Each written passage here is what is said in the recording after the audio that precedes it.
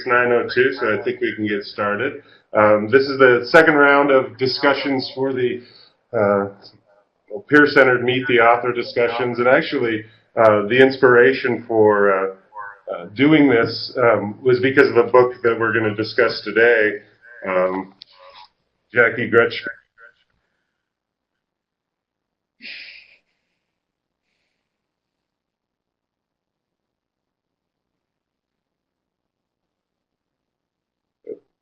Is the ebook version. I have to drop it, so I got to put it down.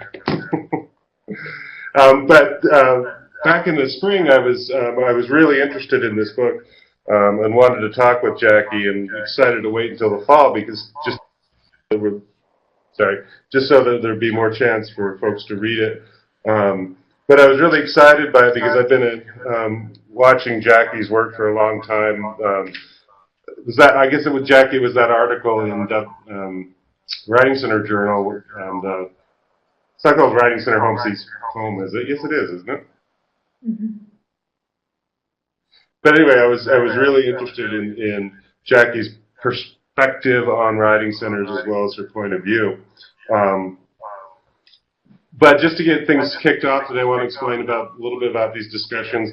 Hopefully, there'll be more people dropping in as we go along. We've got quite a few folks right now. Some folks will come up on screen there and want to participate in the oral discussion. I encourage that, but other folks will stay down there in the chat box, and we'll try to refer back to them as well.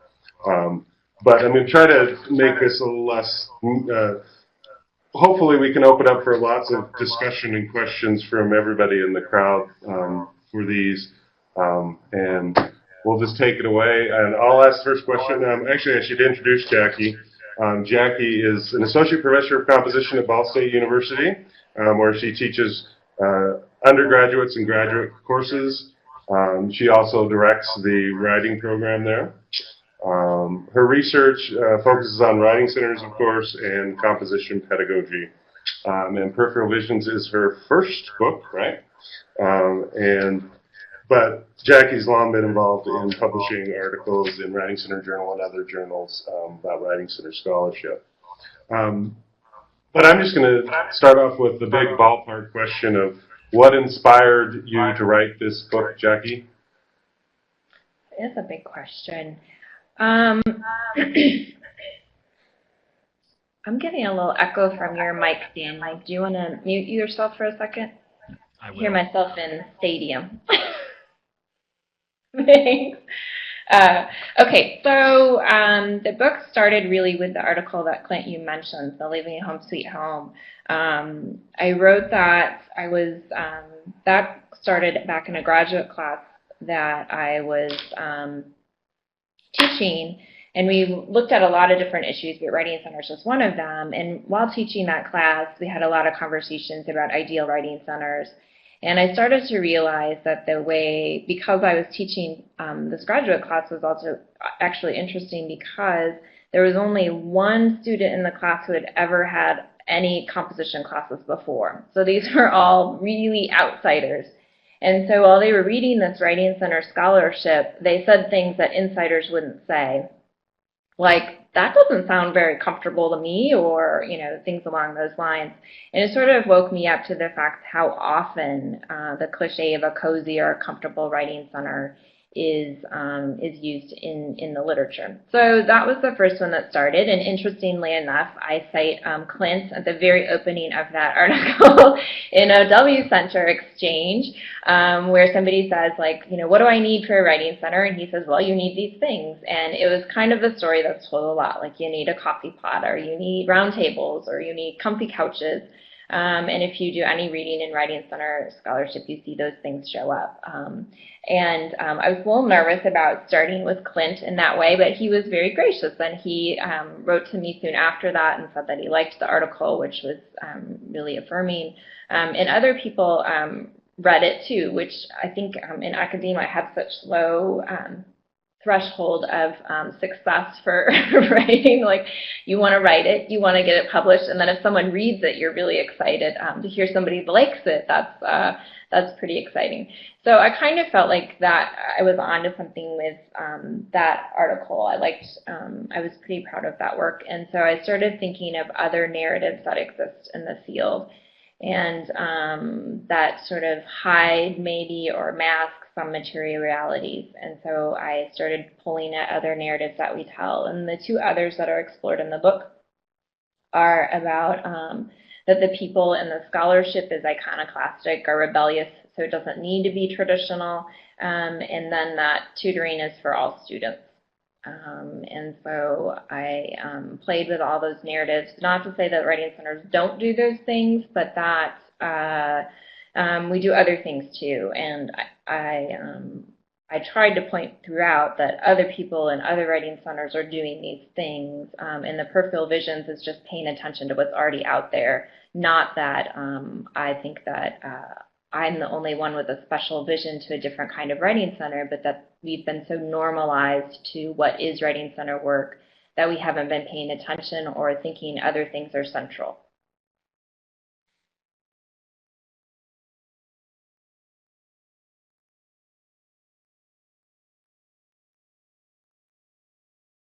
So what do you want to talk about? That's what I was just going to ask folks if they had any points to make or questions specifically. Well, it doesn't have to be anything at this point, but one of my notions is I'm interested in that grand narrative idea, and as I was reading the book, I kind of started to wonder if,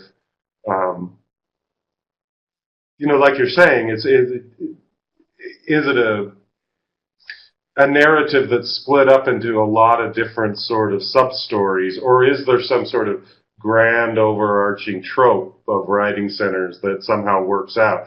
Because in looking at what we do, I wonder if it's a sort of fractured narrative in some way. Like we have overt stories about what we do, and then there's almost like covert stories about what we do, about people, well, we don't talk about grammar, that sort of thing, whereas that's really what is going on a lot of times in sessions, for example. And so it's like this hidden story versus this overt story versus this, our writing center does this. What I'm getting at is I'm wondering is what's so grand about the grand narrative? Is there anything that holds us together? Because as you say, I guess, is the writing center field a real field, or is it just a sort of collection of people who have common interests? Wow. Where to start with that answer? So what's so grand about the grand narrative? I think that there's other possibilities, other tropes that can certainly be found and traced in writing center scholarship and sort of lore, right? So I don't think that three things that I wrote about are necessarily the only aspects of a grand narrative, but I do think in any field what makes a field coalesce, and I do think writing center scholarship is a field. In the introduction, I quote Harry Denny, who writes that there's no sort of badge for membership, but I actually think there is, and I think it's the stories we tell or the ways that we tell them. And so I do think it's a field more than just sort of a collection of people. But you brought up the grammar thing, which is a really interesting thing, because if you'll notice even on like W Center, if somebody asks a question about like lab software to give students grammar feedback, there's relative silence, right? Because that's not something we talk about. That's not something we claim as our identity. And so I find that really interesting, that sort of thing exists, and there's a whole coalescing group of people that think we don't talk about that. So definitely there's the ways that the main stories hide other stories and make things hidden and covert, like you're saying, Clint. I think that the key thing that we've all been focused on is tutoring and how we set up our centers and how we talk about that that work. And that's how I came upon the grand narrative. I think other people could certainly point to other things, and maybe other people have other suggestions here today, but that's what I would say.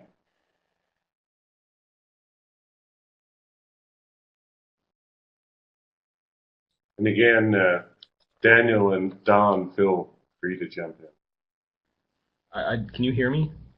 Yes. Okay. I just want to piggyback on that grand narrative question. I haven't picked up the book yet, but I'm hoping to.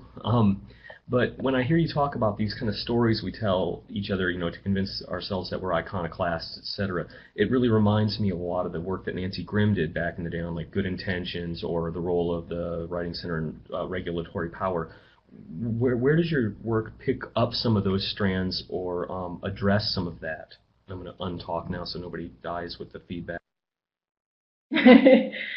Yeah, well, I definitely credit Nancy Grimm in the introduction as being really important to my way of thinking about writing center work. I think that she allows and opens the door for people to both love writing centers and critique writing centers.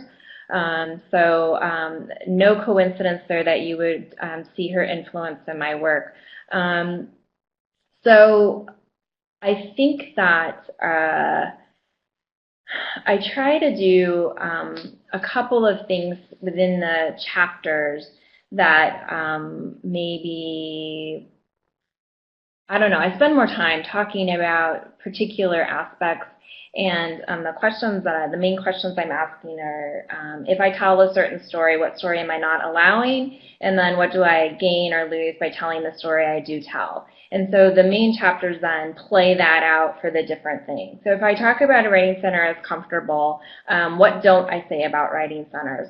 And what do I gain by doing that, and what do I lose by doing that? So there's the same pattern in the three main chapters, tracing those things through. And one thing that I think that I come to at the end is that for each of these, if we could say that there's something that's overlapping between them, it's that the narratives make us feel good and sometimes make us look good, and I think that they have such sticking power in part because of the constant newcomer status of the field. And I try to emphasize throughout that I don't think the stories are untrue or have no truth to them. Hey there. But I forgot. I think Randy got it. Randy's here.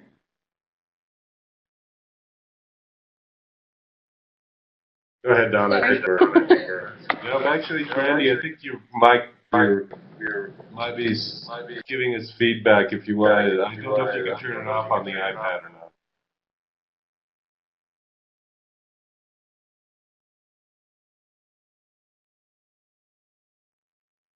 Hello, test. Okay, Jackie, I think that did it. Go ahead. Okay. Well, I've lost what I was talking about. I'm sure it was really good. But if someone wants to ask another question, I'll talk some more. Daniel, do you want to follow up on that?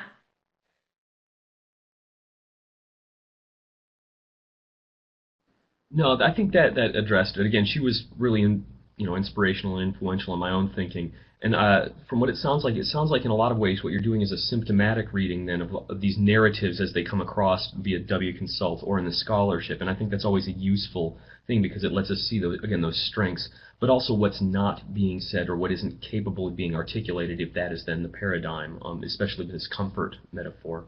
You've read some of my stuff, so I'm really interested in tropes and the like. So yeah, I'm intrigued. I look forward to reading it. Oh, good. Yeah, that's what really kind of originally got me into your work, Jackie, was that article particularly because it was, a bit discomfiting because, ultimately we think of, again, I was into the notion of making folks comfortable with themselves in learning and whatnot. And then it kind of got to the mode of saying, well, learning isn't necessarily all that comfortable of a thing, and sometimes we need to be challenged. And I think that's, the original article you were dealing with that as well as feminized spaces and how feminism, to some extent may have take issue with this notion of writing center as home sweet home, right? But thinking in terms of those sort of tropes about let's take comfort, but let's also take the opposite one, which is the iconoclast. The writing center as place for rebels, right? Which is fascinating, of course, because writing centers are entrenched in their own, in their institution. Usually, they're not rebellious, living in shanties on the quad, right? we are institutionalized spaces, and I was showing you all the wonderful institutionalized space I just got. Ultimately, I think, ultimately, it's we play this game of like, we are rebels, we are so different, yet we are very much an institution and institutionalized. How have you seen how do writing centers sort of deal with that cognitive dissonance, as you call it in the second chapter? I guess, is it the second chapter or is it the third chapter? Third chapter, I think. Right. So there is something there about sort of a, I don't know, paradox maybe, between what I think is that the writing centers try to think of themselves as comfortable, but then are really trying to, fight the power. So they're trying to position themselves somewhere as something else. But I think that the two coexist, right? Because the way that they make that twist then in the writing is that the rest of the institution is this cold, stark place, and the writing center, we're not. We're cozy and warm, and we like people, and we'll give you cookies and coffee. And so I think that the two, even though on the surface they seem like different intentions, they actually go together quite well. That was the bee in my bonnet for a long time, that chapter, and I don't know if other people feel the same way I do about the effect of the sort of iconoclastic narrative. So what I say in that chapter is that, and you can trace it back, especially back to the 1990s, but even you can still see it, I traced it to sort of more recent literature too, is this a sense that we don't belong to the institution and we don't want to belong, we don't have to. There's two articles that came out within a year of each other, Kevin Davis and who was the other one? Anyways, where they both sort of say, like, you don't need a PhD to run a writing center, we don't want to be part of the system, so I thought about that a lot, and there's a lot of twists and turns then that come after that, where people say, well, they don't want us, so we don't want them. There's a whole line of thinking there that writing center scholarship then is different. Muriel Harris actually wrote a piece where she says that our centers are our scholarship. And I kind of like that notion. I mean, there's something about that, like the scholarship of practice, and certainly our centers are a lot of work. But I also find that sort of troubling, because it means that it gives us an out for not actually doing scholarship. And for people not making positions that actually allow for scholarship from writing center faculty or writing center directors.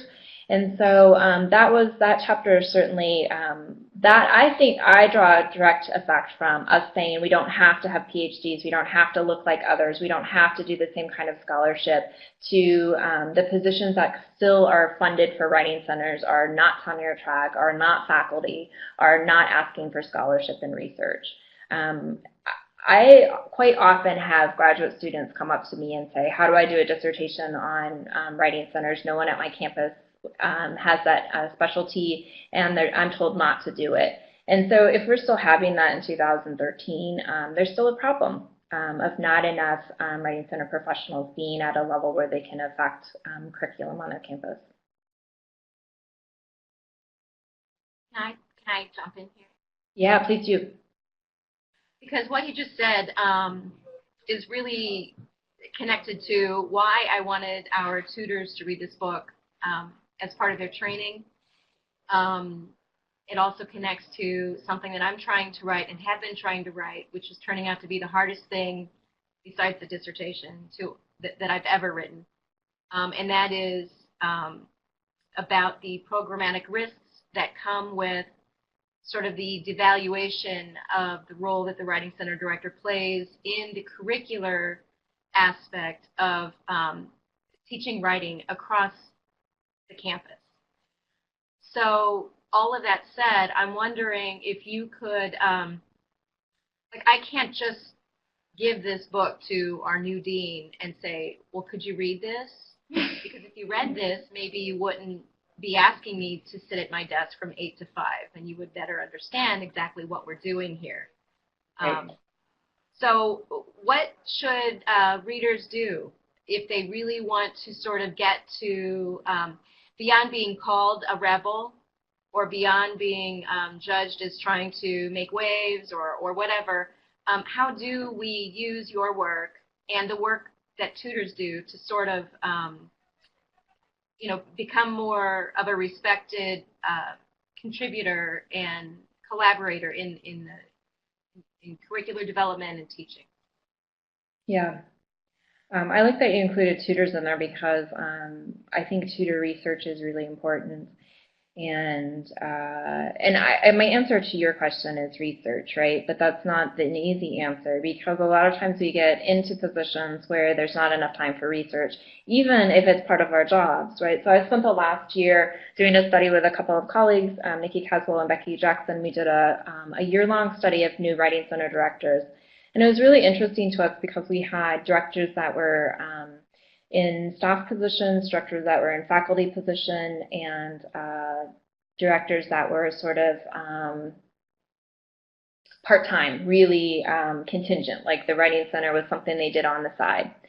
So it was interesting to us to watch how they talked about research in their positions because we expected that the faculty directors would say more than they did, but we realized that because of the struggles, especially as a new Writing Center director, there wasn't a whole lot of time at the end of the day to do research. And I think it's partly because, and I know in my own position this is true, is that there's really an underestimation on parts of deans and colleagues about what it takes to run a Writing Center.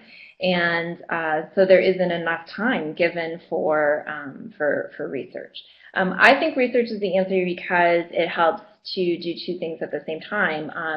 The credentials you get as a researcher are sort of the coin of the realm, right? Like they understand what peer-reviewed scholarship is, and they respect that. But it also helps the field then, right? So if we want the field to be stronger and to be well known, we need more scholarship. And so I think it does two things at once.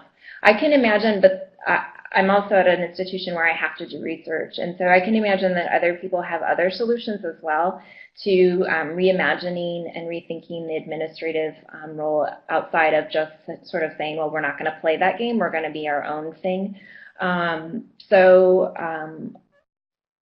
I think that's where it has to start is with doing the research. The hard thing is you're probably already in a position when you need to argue that you don't have enough time to do the research that you want to do. And that was certainly the case for the people that were in our study last year, is they found it really hard. And we watched them from month to month in interviews saying, because one of the questions we asked was, what work did you focus on most this month, and what work didn't you get time to do this month? And almost always the answer was, I didn't have enough time to do research. I also think that I could contradict myself here pretty easily and say the other thing that no matter how much research we do, for some people it's just not going to be enough and it's not going to matter. I still think composition in general, and certainly Writing Center specifically, is undervalued. And you can see when your own colleagues in composition might say, well, can't we have a part-time staff person direct the Writing Center? Do we need a tenure-track faculty member in there? And not understand that there is scholarship and a theoretical basis for the work that we do.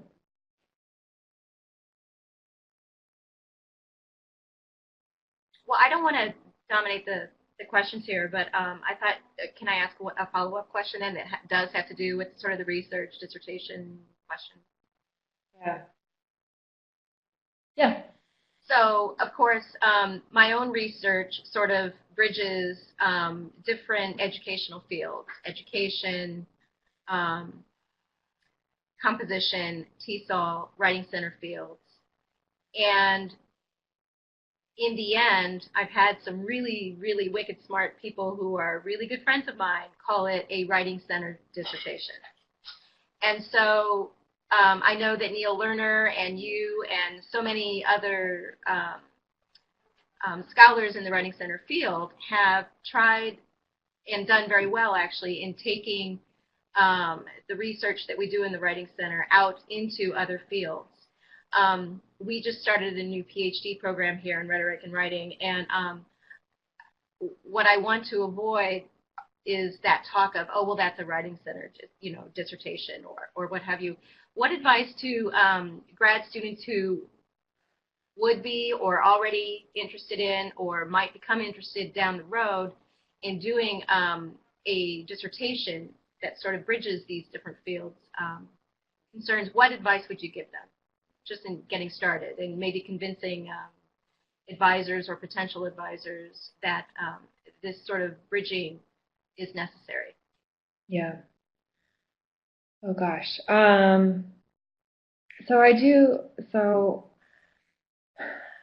With my own grad students who want to do a dissertation in writing centers, of course, I say they can. But I also talk to them about what that means for them on the job market. And if they want to pursue a writing center job, I say, awesome, you're going to do great. There's not a lot of us out there, and so you're going to land yourself in a good position when you show that your focus is on this. But for those who want to be seen as generalists and want to apply across the board, doing a dissertation that's focused on writing centers or perceived that way can mark them in certain ways as maybe not generalists, but very specifically focused on one thing. So a dissertation like you've described that has actually roots in 3-4 different areas, I think the trick then is presenting it as such, right? So, the way that you write your dissertation abstract and the way that you do your job talk to talk about your dissertation to emphasize how it's a connecting item and not just a specific niche that you're filling. That said, I've become more and more okay with the fact that some scholarship is just writing center scholarship, right? So like Neil Lerner and Beth Bouquet wrote a piece a few years ago in College English that said, nobody, was it College English or 3 C's? I forget. Don just took a snapshot. I wanted to go up here to talk, and Yeah, if you hit the button wrong, it does that sometimes. But we'll have a picture. We'll have a picture done. I think I was actually in college English, but I could be very wrong. Okay. Yeah. So they argue that scholarship in writing centers doesn't get pulled out of writing centers very often, and that it usually stays sort of circulated locally. And I actually think that that's okay. It's a niche, right? Computers and writing is also a niche. I do think there is sometimes a prestige issue, and that can happen locally or more nationally. I don't see what your shirt says. Computers and writing, there you go, there you go. I'm becoming more okay with being a writing center person and seeing that as my thing, and if people don't respect that, they don't respect that. But I'm in a different position than graduate students starting to write their dissertation. So I think being realistic with them about the sort of still lingering attitudes that people have about writing center scholarship is important. But if they're doing rigorous research, if they're doing really smart thinking, then the piece is going to stand on its own. I think that it's still a pretty young area. And so people, I met somebody last year at another institution, and he's like, what's a PhD in rhetoric and composition? And I laughed because I thought, like, who doesn't know that is a thing? But he really didn't, and I had to explain to him what that was. And so then saying that I focus on a very narrow niche within that seemed sort of ludicrous to him. But I think that's sort of the negotiation that graduate students have to make who want to go into this area. I still think we need more graduate students who are doing dissertations on writing centers. I mean, if you look at even recent surveys about who is directing centers, a lot of them are not by rhetoric and composition people, and if they are, their specialty was not in writing centers. And so I think it's okay to allow students to carve that area out. If they don't have a local person, which I didn't at my university, where I went to University of North Carolina, Greensboro, we didn't have a tenure director of our writing center, and so she couldn't be on dissertation. And so that can be a stumbling block. But there might be other avenues. You might be able to get an outside member from another institution who's in writing centers, or find somebody who is knowledgeable and open to writing center scholarship. Can I chime in, or will I block out all your mic? No, you're good. Okay. Yeah, go ahead. Actually, Randy, you're fine. okay, I just finished at UNCG, so hi. And now, yeah, just a little. Yeah, we're Hepsi sisters. But actually, at UNCG, they do now have a PhD directing the Writing Center. She's not tenure track, but she did just serve on my committee. And I was going to say that I started out rhetoric and composition, and one of the ways that I bridged multiple fields, multiple areas, was to mark or to title my presentation and talk very specifically about writing studies as opposed to composition.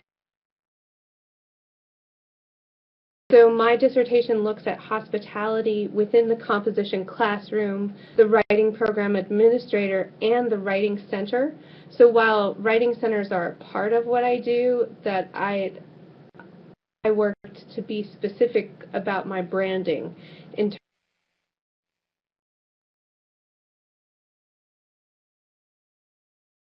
We lost your mic. that. So. We lost the last bit there. Oh, sorry. I was just saying that seemed to relate to where the conversation was going in terms of new graduate students can bridge different areas and different fields. Mm-hmm. Thinking carefully about how they title, thinking about writing studies broadly as opposed to composition was one good tactic people could use.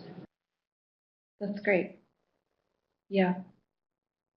Yeah, just to kind of jump off of where Brandy's at, I think in some ways it's kind of interesting because in thinking about what you've written and thinking about our field, ultimately a lot of us came from literature studies, English majors in the traditional sense, and not comp-rhet folks. I think we're seeing more and more comp-rhet folks in writing centers, of course, but there's still lit folks, and I'm wondering if that's why, in some ways, the grand narrative hangs around, is because we as literature people literally are interested in story and lore and tales, and not so much maybe about evidence-based research, which is pretty hot right now for writing center work. We talked to Therese Tonis and Rebecca Day Babcock in the spring about their book, Researching the Writing Center, which deals with evidence-based research. And this is kind of, again, I'm asking one of those dual questions here. What is the role of traditional writing center folks as English majors, traditional English majors? Do we still have a role in this field? And then also go along with that, what is the role of non-evidence-based research, lore or tales, or even, taking what you're doing, studying a writing center as a sort of text in some ways, a grand narrative? Yeah, I think that's a good question. And actually, I'm working on a manuscript right now that's sort of similar to the Tonis and Babcock one. It's a book for undergrads on doing empirical research on writing center work. So I thought about that question a lot because I was trying to define research for the book, right? And I was thinking about there's like three main ways that we know things in writing centers. And one certainly seems based in this English background, where literature, the ways of knowing about literature are sort of textual analysis, right? You read things and you make a theoretical argument about it. And that's what peripheral visions is. It's certainly based in that kind of way of knowing. And I think that there's still value in that kind of theoretical arguments that can be made. There's also then, which I think is different, or at least I say the manuscript is different, sort of anecdotal or personal accounts, or which sort of accrue into lore, I think is different than a theoretical argument. But it is still a kind of evidence, and I don't think it should be entirely discounted. Although I do think, and actually there's been a few recent studies that have shown that, the one that just won the most recent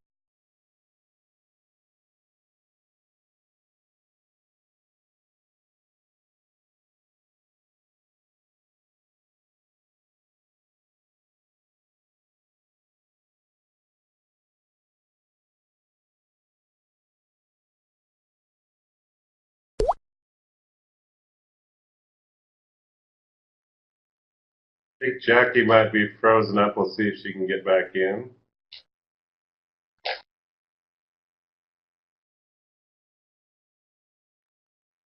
Yep, there she is. Good. We're all hanging on her last word.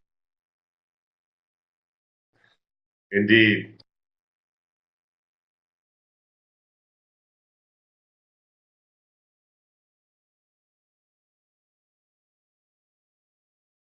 Who's going to NCPTW? I know Don is, right? And you're bringing your son. Yeah. Brandy and Daniel, are you going to NCPTW?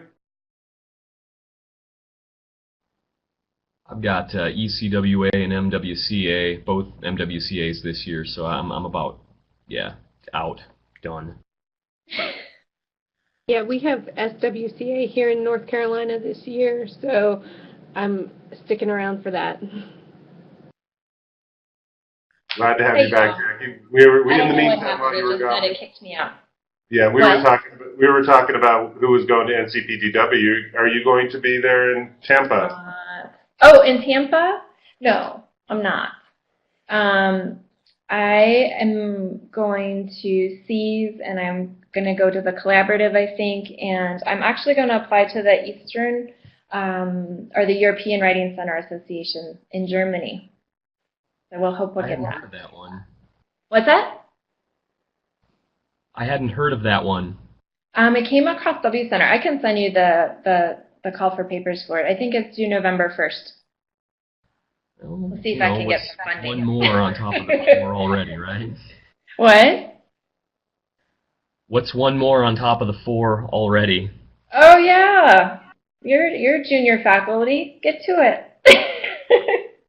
Well, you can get to Europe at least. Yeah. Because Don and I are, not to get off track, but Don and I are going to the Writing Research Across Borders in Paris, and they call it a scientific conference. It's like very cool.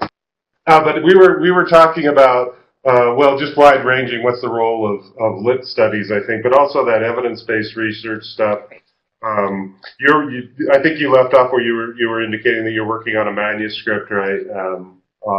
Right. So I do think that there's 3 ways of knowing. One's from the English background with the textual analysis and textual and theoretical arguments. One is certainly for more social sciences, and I think that influence comes from people across the curriculum. I mean, there's a long history in Writing Center research of people collaborating with social scientists to do research. I mean, that happened in composition studies, famously like Flower and Hayes, but that happened in writing centers too. So there is that sort of empirical history that's there, but not very prevalent. So about 6% is what that recent article said about Writing Center Journal, at least. And then the third one is that sort of reflective or lore-based, and I think that they call it practitioner inquiry. And I think that comes from sort of the education background and certainly composition studies too, but where I tell you about my experience and I use that as evidence to my claims. And I think they all have value. I rely on all of them when I'm writing anything. I don't think you can write an empirical-based study without bringing in theory or without bringing in your own experience to ground it. But I think there's been an over-reliance on anecdote and counting that as data. And we have just begun to sort of think like, well, that thing that we've passed down for so long, is it true? Does it work? Do we have evidence of it besides just feeling like it's good? And so I do think that switch is coming within writing center studies, but also in composition studies or writing studies more in general. People are asking for more empirical research, particularly qualitative research.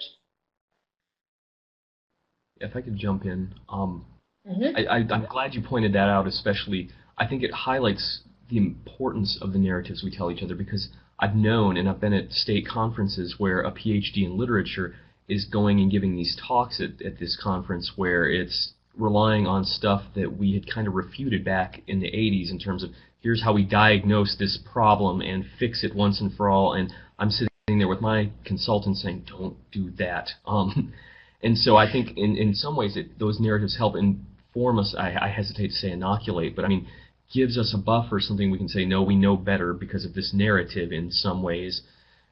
But it also goes back to that need then for the importance of research for tenure lines in some regards that are writing center specific, right? Yeah, right, because research takes a lot of time and effort and sometimes money and travel and mental space. And if we're not forming jobs that have that, then we're in trouble, because then people are taking from the other aspects of their jobs to do it, or not doing it. So I do think it's related to that, absolutely. I think writing center conferences are crazy interesting, right? And you do hear people, and I think it's partly because it's always a majority of newcomers who are saying things that you're like, wow, no, or, wow, that's really interesting. I never thought of it like that before because you're a student in accounting. Like, that brings me something totally different that I've never thought of before.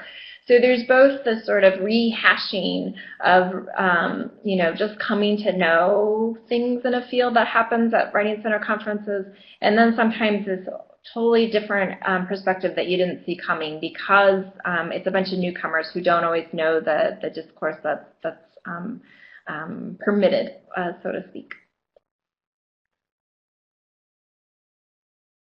Yeah, and I know that's one that kind of comes up in casual conversations at conferences with folks is like, people asking questions on W Center that seem to be kind of ill-informed. But again, I think that's part of, if anything, if we're doing an ethnography of writing centers, in many ways there is always that element of newness, right? That element of here's the new person coming into a writing center. And it's not so much that new people are slammed, I don't think, but it oftentimes, what they say is like, yeah, we've already dealt with that, 25 years ago or something. But I think, there's something about that, about writing centers that allows for openness in entry for whoever's doing it.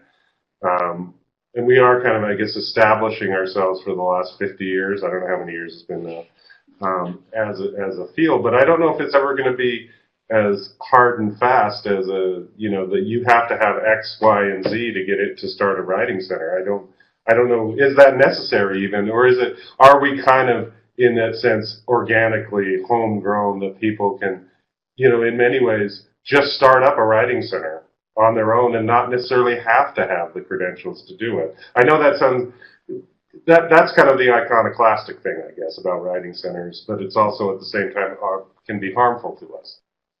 Mm-hmm. Clint, I don't know. Do you have to have a PhD in rhetoric and composition to run a writing center? No, because we have the majority of writing center directors not directed by people with PhDs in rhetoric and composition. And are most of those people doing a fine job? Yep. But I think that I would argue two things. One is I'm really concerned about growing the scholarship and the knowledge base, and that happens when you hire scholars into these roles. And the other thing is the actual sustainability of the center. And I can point to the study I told you about earlier with the new writing center directors. Those folks that sort of just on their own, with no background in rhetoric and composition, started a center at their school, don't have funding for it, it's closing, or they're leaving this year. So it seems to me that the sustainability of the field and of individual centers is bolstered when we have somebody with a background in degrees and experience in writing center work going into these roles. A lot of people are coming into writing center work without really experience, hands-on experience working in writing centers, but they maybe, saw their writing center during their PhD program, and I don't think they're any more qualified with writing center administration than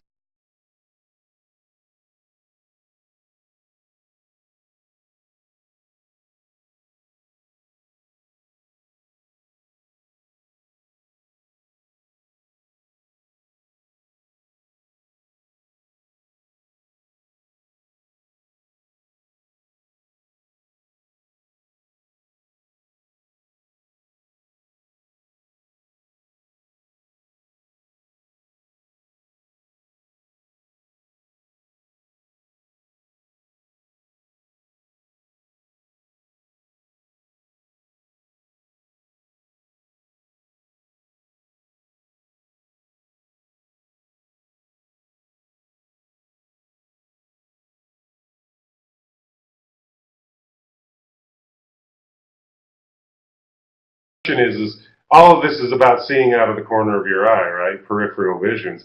What are the things that we should be paying attention to that are over here that we're not necessarily paying attention to? One that you write about in the book is multi-literacy centers, and I agree with you, because I think it was funny when I did that survey about how many writing centers are working with multimodal documents, and it was about 60%, but none specifically had any training, for want of a term, for their tutors on responding to multimodal documents. In fact, it was very low. In fact, it was less than 1% had any sort of training or required their students to take classes. That's one thing that's kind of in the corner of our eye, that you note that writing centers and multi-literacy centers may split because of that. Another one that I think it's much more in our face right now is the predominance of English language learners or non-native speakers. Like Don mentioned, being a focus on TESOL stuff seems to be almost absolutely necessary these days for writing center folks. But we blithely ignore that too. I remember 15 years ago, another survey that I did saying that, we never see any ESL students at all, or maybe there's 5. I mean, that's when we're dealing with. Right now, we've got 75% of our appointments at Salt Lake Community College are with non-native speakers. It's not in the peripheral vision, it's right in front of us. We have to deal with it. But I'm wondering what other, you can respond to that too, but what other things should be we examining that are on the periphery right now for writing centers? Yeah, that's a really great question, and I think the English language learners is the huge thing, right? And I was at a presentation by Tracy Tonis, and she said it's not abnormal, right? If 30% of your sessions are with non-native speaker, we are no longer talking about a situation that's different, or that's your norm. 1 out of 3 is a norm. So in your situation, if it's 3 out of 4, we can't pretend that like a lot of the tutoring guides do, that you have your regular sessions and then you have your non-native sessions. And so I think that's a huge issue. I think that a lot of people probably could answer this question because I think what I start the book with is listing out the kinds of work I did as a Writing Center director and thinking about the kinds of work that a Writing Center provided, and then wondering about how little of that is represented in our scholarship and is studied. And so anything from like how we do, workshops. Becky Jackson and I did a survey a couple years ago, and almost every writing center provides workshops. Almost every one, high 80%, I think. But we don't talk about that. We talk about one-to-one instruction, and we pretend that we don't believe in group instruction and that one-to-one instruction is how writing centers function. So what are workshops for? Do they work? Why do we not pay any attention to those? And so I think there's, a million things that we do, but that we don't talk about in Writing Center scholarship. And so I think any one of us could point to 5 things that happen in our writing centers that we can't go to the literature and consult and think about best practices for. In the book, I do point at multi-literacy centers. I do think that's a split that's happening. Quite a few centers have renamed themselves as sort of a way to demarcate that there's something different now. And then the other one, which I also find intriguing, is the Centers for Writing, or Centers for Writing Excellence, where they're merging from a writing center to be something grander. And I'm thinking, wow, I think most writing centers are already that something grander, but there's something about the name that's telling people that that can't be more than that. Or what I argue in the book, the story is saying we're this little thing, we're not a center for writing excellence, which would be all these other things. I don't know. I argue in there that I would prefer that writing centers stay as the core thing we are, and we just change our story. But maybe the name change communicates a change more than a story change. I don't know. What else do you all see as things on the periphery that happen that aren't studied? I'll jump in here just because after C's in Vegas last year, I went to Dallas to attend TESOL and AAAL because they were both there the same week. I ran into a lot of TESOL people I know, obviously. And I also ran into someone who, well, they're an acquaintance and we might work at the same place, I don't know. I didn't know how else to say that. Yeah, a colleague said, "What are you doing here?" Right? Because she saw me at TESOL. She had no idea, like, why would someone who runs a writing center be at TESOL or AAAL? And I think that that's another opportunity to sort of say, we go to those conferences as well. Yeah. And here's why. Yeah.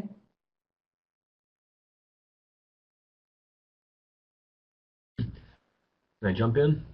Yeah. I'm wondering, did you read the most recent issue of the Writing Lab newsletter where there was a thing about having ESL-specific sort of writing center work to be done? And I was wondering how you felt about that and how that might trouble some of our notions of one-to-one tutoring then. Oh, I didn't see that. Tell me about that. Did you hear me? So basically, kind of following on some of the threads that we had been talking about, this writer notes how it's basically now a majority of the students that attend this writing center are ESL, and how he felt that his consultants weren't equipped to address that issue, and so he suggests working with one of the campus, like English language institutes, what we have here, but to develop a writing center that is specific to ESL students. And I found the notion troubling. I'm hoping to actually write on it at some point here. But again, so how would you fit that? I think it goes with this strand of we deal one-to-one across differences, but on the other hand, is that an exportable pedagogy? I know that I feel that ESL students should be mainstreamed. We should be equipped to deal with it. We should be dealing with it, not segregating them off. And I don't want to mischaracterize that writer's position at all, but that's kind of my worry, I guess, there. Mm-hmm. Yeah, and I've heard of that other places too. I haven't read that article. I have to look at it. And I've seen writing centers that are just for graduate students. I've seen writing centers that are, like at my own campus, the journalism department wanted a writing center that focused more on grammar, so they started their own writing center. So it's only for journalism students. So that's my fear, is that because the vision of what a writing center is or does is so small, that all these other things are going to fracture off. I think that, and what happens when it fractures off is that, I don't know if the center will hold, right, because there's not enough there anymore, that everybody has left, and now we go to TESOL because nobody at Writing Center conferences is talking about English language learners, or now we go to Computers and Writing because nobody's talking about social media, or now we go to, you name it, that, we have $500 for travel. I don't even have that much, but pretend we do. and we can only go to so many conferences, and where do we divide our time and where do we put our publications? And I think if we don't broaden what we claim we do and understand what we do, then the center's not going to hold. So I feel like you do that there's always new normals, and so we need to readjust what we do instead of saying, like, you need a special center to deal with that. Well, it looks like we are out of time. We are out of great talking with you today, Jackie. I enjoy your work, and I encourage you to keep it up, and I'm really looking forward to your research book as well. And thank you for coming, and thank you all in the audience there, Daniel, Dawn, and Brandy. She left, but Brandy was there for a while. We had somebody else. Casey was here for a while, too.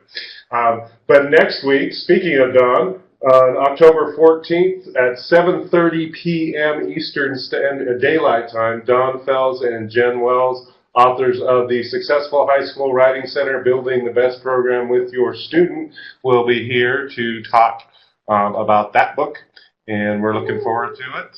So thank you all for coming, and we'll see you all next week. Thanks for having me. Bye, everyone. I enjoyed it. Bye. Thanks again. Bye-bye.